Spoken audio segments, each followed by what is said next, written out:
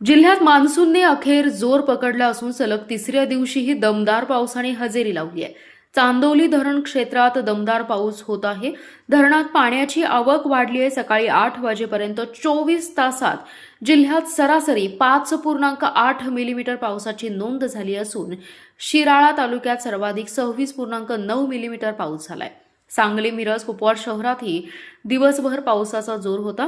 सखल भागात पाणी साचून राहिले. सलग 3 दिवस सुरू असलेल्या पावसामुळे खरीप पिकांना दिलासा मिळालाय.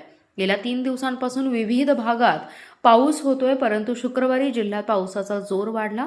शिराळा, वाळवा, पलूस, मिरज आणि तासगाव तालुक्यात पावसाचा जोर आणखी वाढल्याने अनेक ठिकाणी मध्यम ते जोरदार सरी कोसळल्या.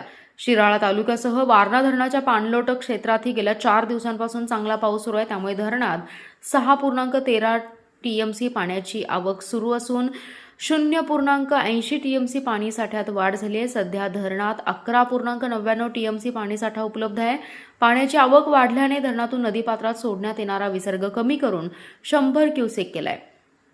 शिराळा तालुक्यात संततधार पाऊस कोसळत असून मिरज, वाळवा, पलूस, तासगाव, कडेगाव, खानापूर, आटपाडी, कवठेमंकाळ तालुक्यातही पावसाचा जोर वाढलाय. गेल्या 24 तासात तालुकानिहाय पावसात Miraj 3.9, Jath 0.2, Khanapur 2.4, Walwa 10.2 millimetre, Tasgaon 1.2 millimetre, Shirala 26.9 millimetre, Atpadi 0.6 millimetre, Kavathemahankal 0.8 millimetre, Palus 3.7 millimetre आणि कडेगाव 4.5 मिलीमीटर पावसाची नोंद झाली आहे.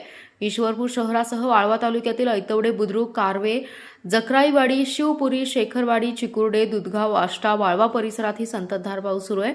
ईश्वरपूर परिसरातही 2 तास झालेल्या जिरवणीच्या पावसामुळे खरीप पेरणीला मोठा हातभार लागणार आहे.